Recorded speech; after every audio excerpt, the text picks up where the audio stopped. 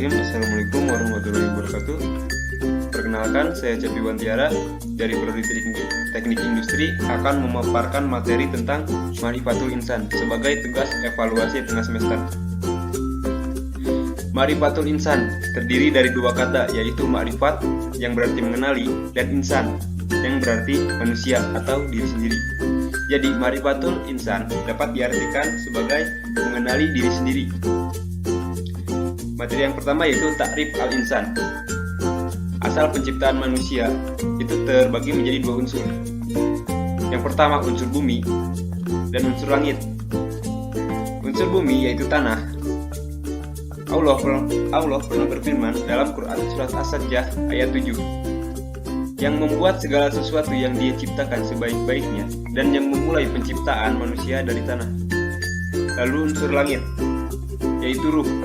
Kemudian Dia menyempurnakan dan meniupkan ke dalamnya ruh ciptaannya, dan Dia menjadikan bagi kamu pendengaran, penglihatan, dan hati. Tetapi kamu sedikit sekali bersyukur. Quran Surat As-Sajdah ayat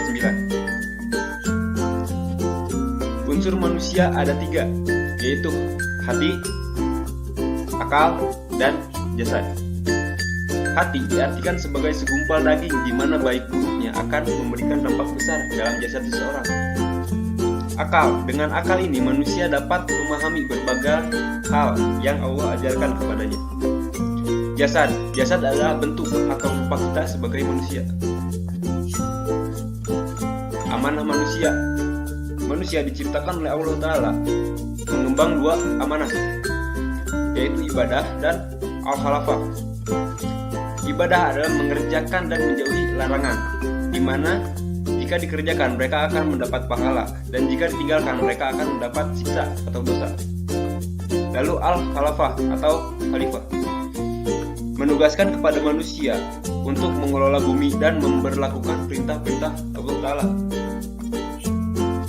Lalu balasan. Mereka yang melakukan amal kebaikan akan memperoleh balasan kebaikan yang setimpal, bahkan pahala yang lebih baik dari apa yang telah mereka kerjakan. Sementara balasan bagi orang-orang yang ingkar kepada perintah-perintah Allah Ta'ala adalah azab yang keras yang setimpal dengan keingkarannya. Materi yang kedua, Hakikatul Insan atau hakikat manusia. Hakikat manusia sebagai makhluk. Yang pertama, alal fitrah. Manusia diciptakan alal fitrah, maksudnya adalah diciptakan oleh Allah Ta'ala, berada dalam kecenderungan kepada kebenaran dan patuh kepadanya. Yang kedua, lemah. Manusia juga diciptakan oleh Allah Ta'ala dalam keadaan daif atau lemah. Kelemahannya terutama dalam menghadapi godaan hawa nafsunya. Kedangkalan mereka mengalami lemah azam atau tekad, lemah iman, dan lemah kesabaran. Bodoh. Manusia juga diciptakan oleh Allah Ta'ala dalam keadaan jahil atau bodoh. Allah Ta'ala mengungkapkan kondisi manusia ini dengan firman-Nya dalam Quran Surat Al-Ahzab ayat 72. Yang terakhir, keempat, fakir. Manusia diciptakan Allah Ta'ala dalam keadaan tidak memiliki apa-apa kecuali apa yang Allah anugerahkan kepadanya. Hakikat yang kedua, dimuliakan. Dimuliakan dengan ditiupkan ruh.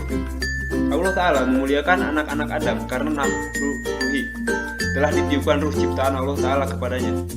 Dia berfirman dalam Quran Surat As-Sajdah ayat 9. Yang kedua, memiliki keistimewaan. Manusia merupakan makhluk yang Allah anugerahi dengan berbagai keistimewaan dibanding dengan makhluk lainnya. Sebagaimana firman Allah dalam Quran Surat Al-Isra ayat 70. Ditundukkannya alam kepadanya. Diterangkan bahwa Allah Ta'ala menjadikan bumi dan semua isinya untuk manusia. Quran Surat Al-Baqarah ayat 29. Hakikat manusia yang ketiga adalah dibebani. Dibebani dengan apa? Ibadah dan khalifah. Ibadah yaitu taat kepada Allah dengan melaksanakan perintah-perintahnya, baik berupa perbuatan maupun perkataan yang berupa lahir maupun batin. Khalifah, tugas khalifatul fil ardi ialah menegakkan hak dan keadilan di muka bumi mempersiapkan alam ini dari perbuatan najis, syirik, fasik, serta meninggalkan kalimat Allah. bebas memilih. Manusia adalah makhluk yang mukhayul, diberi pilihan oleh Allah Ta'ala apakah memilih al-iman atau al-kufur, dan telah diberikannya pula kepada mereka akal untuk membedakan mana yang baik dan mana yang buruk, sehingga ia dapat memilih yang baik untuk dikerjakan dan yang buruk untuk ditinggalkan, dan akan mendapat balasan. Setiap perbuatan pasti akan mendapat balasan atas apa yang telah ia perbuat. Maka hendaklah manusia dapat memilih dan memilah apa yang akan ia lakukan. Balasan yang pertama yaitu surga. Ya, mereka yang beriman dan berbuat kebajikan akan mendapat balasan dari Allah Ta'ala berupa al-jannah atau surga.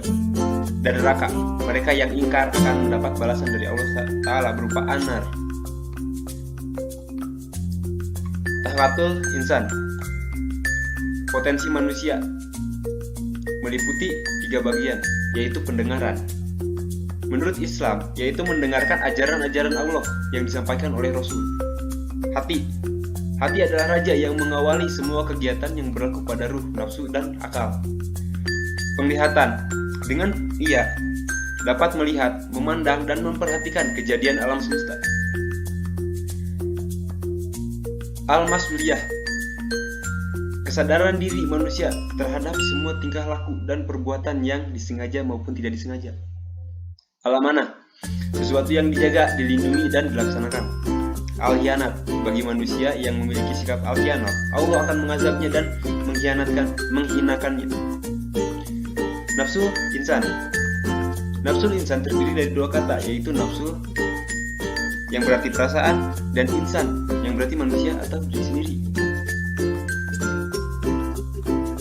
Definisi jiwa adalah sesuatu yang memiliki eksistensi hakikat tersendiri atas tubuh dan ruh. Nyawa yang mengembangkan adanya kehidupan. Suatu sifat manusia yang memiliki kecenderungan kepada kebaikan dan kejahatan. Sifat pada diri manusia yang berupa perasaan dan indera yang ditinggalkan ketika ia tertidur. Ya, mungkin sekian dari saya. Terima kasih. Wassalamualaikum warahmatullahi wabarakatuh.